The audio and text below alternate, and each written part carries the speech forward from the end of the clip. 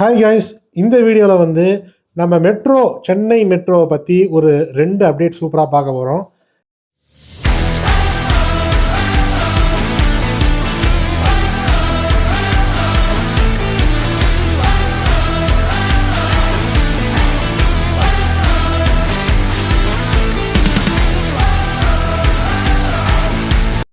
இப்போ மேட்ரு என்னன்னு பார்த்தீங்கன்னா, ஃபஸ்ட்டு அப்டேட் வந்து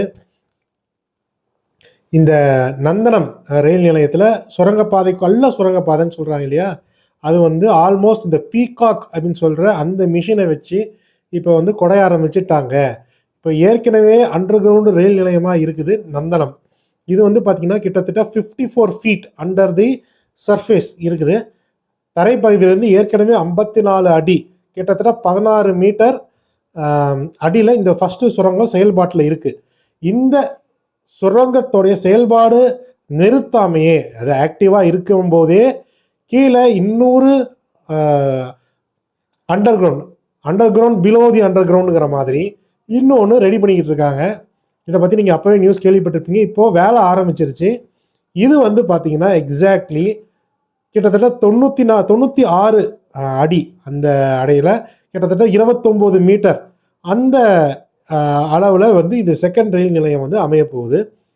இந்தியாவிலேயே இதுதான் வந்து ஃபஸ்ட்டு டைம் ஒரு அண்டர் கிரவுண்டு ரயில் நிலையம் செயல்பாட்டில் இருக்கும்போதே அந்த பணிகளை நிறுத்தாமல் ஆக்டிவாக வச்சுக்கிட்டே கீழே இன்னொரு ரயில் நிலையத்தை கட்டுற ஒரு விஷயம் இதுதான் ஃபஸ்ட் டைம் நடக்குது.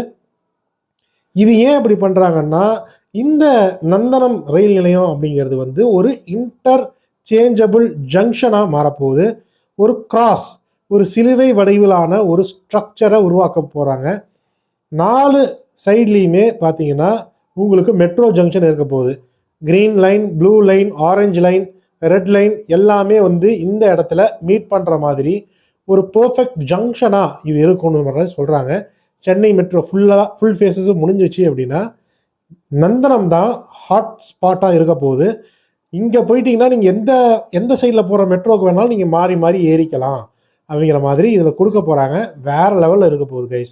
அடுத்த செய்தி பார்த்தீங்கன்னா, நம்ம ஊரப்பாக்கம் கீழாம்பாக்கம் சைடில் பார்த்தீங்கன்னா இது வந்து கேசிபிடி பஸ் ஸ்டாண்டுக்குள்ளேயே மெட்ரோ கொண்டு வர போகிறாங்க.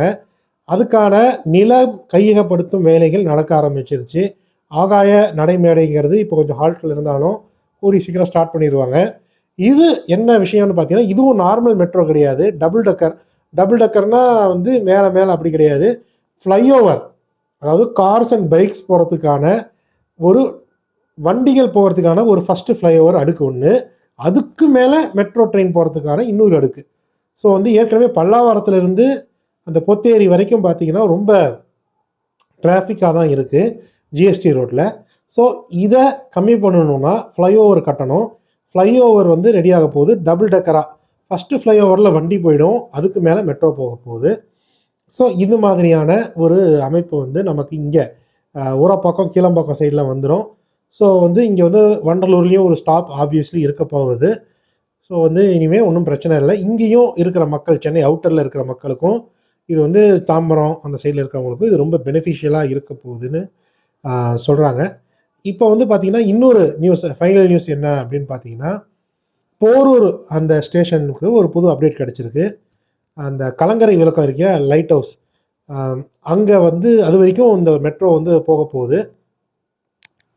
இந்த மெட்ரோ வந்து பார்த்திங்கன்னா கிட்டத்தட்ட வந்து பார்த்திங்கன்னா ஒரு 26 கிலோமீட்டர் வந்து ஸ்ட்ரெச்சு பூந்தமல்லி டு கலங்கரை விளக்கம் லைட் ஹவுஸ் வந்து கட்ட போகிறாங்க. ஸோ இது வந்து டோட்டலாக 26 கிலோமீட்டர் இருக்க போகுது. நிறைய ஸ்டேஷன்ஸ் ஆப்வியஸ்லி வரப்போகுது. இதில் இப்போது பூந்தமல்லி டு போரூர் அந்த ஸ்ட்ரெச்சை வந்து கம்ப்ளீட் பண்ணி முடிச்சிட்டாங்க.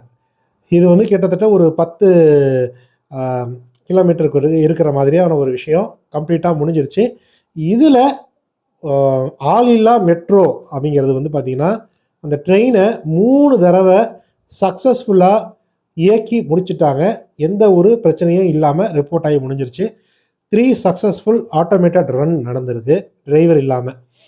ஸோ இதுக்கு மேலே பார்த்திங்கன்னா பேலன்ஸ் இருக்கிற அந்த கலங்கரை விளக்கம் வரைக்கும் பணிகள் முடிஞ்சதுக்கப்புறமும் டெஸ்ட் ரன்னிங் முடிஞ்சதுக்கப்புறமும் இது வந்து கொண்டு வர போகிறாங்க. இது ஃபேஸ் 2ல் வரப்போகுது. நந்தனம் இதெல்லாம் பார்த்திங்கன்னா ஃபேஸ் 2. ஆனால் ஊரப்பாக்கம் அந்த கீழம்பாக்கம் சைட்லாம் வரது பார்த்தீங்கன்னா ஃபேஸ் 1 எக்ஸ்டென்ஷன் அப்படின்னு சொல்கிறாங்க. நந்தனம் கிட்டத்தட்ட 2027 எண்டுக்குள்ளேயே உங்களுக்கு வந்து செகண்ட் ஸ்டேஷனும் வந்து பயன்பாட்டுக்கு வந்துரும்னு சொல்கிறாங்க. ஆனால் இந்த கீழம்பாக்கம் அந்த ஸ்டேஷன் பயன்பாட்டுக்கு வரத்துக்கு 2029 வரைக்கும் ஆகும்னு சொல்கிறாங்க. இதுதான் வந்து ஒரு காமெடியான விஷயம். ஃபேஸ் 2ல் ஆரம்பித்த விஷயம் 2027க்குள்ளே 28லேயே முடிஞ்சிடும். ஃபேஸ் 1 எக்ஸ்டென்ஷனே வந்து பார்த்திங்கன்னா 2029 வரைக்கும் எடுத்துக்கிட்டு இருக்குது. ஸோ நிறைய லீகல் பேட்டில்ஸ்லாம் இருக்குது இல்லையா, அதெல்லாம் கிளியர் பண்ணிவிட்டு செய்கிறதுக்கு ரொம்ப லேட் ஆகும். பார்ப்போம். இது மட்டும் ஃபுல்லாக முடிஞ்சிருச்சுன்னா சென்னையில் ட்ராவல் பண்ணுறதுக்கு ஒன்றும் பிரச்சனையே இல்லாத மாதிரி ஆயிரும். பப்ளிக் டிரான்ஸ்போர்ட் ரொம்ப ஒரு எஃபிஷியண்ட்டான ஒரு டிரான்ஸ்போர்ட்டாக மாற்றப்படும். இப்போ கூட கீழம்பாக்கம் பஸ் ஸ்டாண்ட் வந்ததுலேருந்து மக்கள்லாம் புலம்புறாங்க இல்லையா, ஆட்டோவில் வரத்துக்கு கேபில் வரத்துக்கு ரொம்ப எக்ஸ்பென்ஸ் ஆகுதுன்னு. இந்த மெட்ரோ வந்துச்சுன்னா அது எல்லாத்தையும் ஃபிக்ஸ் பண்ணுற மாதிரி இருக்கும். ஸோ இது வந்து பயங்கரமாக இருக்க போது 2028 வரைக்கும் நம்ம வெயிட் பண்ணி ஆகணும். ஸோ இது மாதிரி தொடர்ந்து ஃபியூச்சர் மெட்ரோ அப்டேட்ஸுக்கு நம்ம சேனலை சப்ஸ்கிரைப் பண்ணிக்கோங்க. லைக்கை மறந்துடாமல் போட்டுருங்க. அதனால தான் எல்லாருக்கும் வீடியோ வந்து ரெக்கமெண்ட் ஆகி போகும்.